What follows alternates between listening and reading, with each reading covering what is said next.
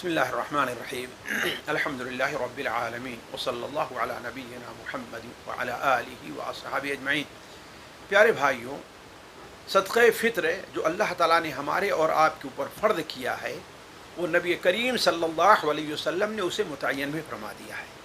حضرت ابو سعید خدری رضی اللہ عنہ کی روایت بہت واضح ہے کہ آپ صلی اللہ علیہ وسلم فرض رسول صدقۃ الفطر صاعا من طعام، آپ صلی اللہ علیہ وسلم نے صدقہ فطر کس سے فرض کیا ہے؟ وہ کھانے کی چیزوں سے۔ لہذا صدقہ فطر کھانے کی چیزوں سے دینا متعین ہے۔ صدقہ فطر نقدی شکل میں یا روپے وغیرہ کی شکل میں دینا یہ جائز نہیں ہوگا، الا یہ کہ اضطرار کوئی صورتحال پیدا ہو جائے کہ وہاں جیسے بعض یورپین ممالک میں ہے کہ اسے کوئی مل ہی نہیں رہا ہے، لیکن جہاں تک ممکن ہو صدقہ فطر غلے ہی سے دینا چاہیے۔ اسی لیے ہمارے بہت سے بھائیوں کی یہ غلطی ہے جو کہتے ہیں کہ اس سال صدقہ فطر کتنا ہے۔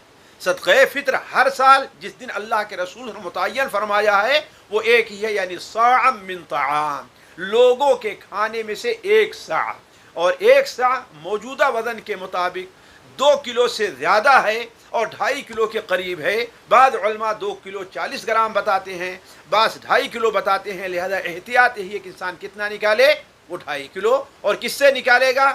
عام غذا جس چیز سے اس کی ہے، روٹی سے، گلے میں چاول سے ہے عام غذا، گیہوں ہے، کھجور ہے، جو بھی اس کی عام غذا ہو اس سے وہ نکالے گا۔ اللہ تبارک و تعالی ہم سب کے صدقہ فطر کو قبول فرمائے۔ السلام علیکم ورحمۃ اللہ۔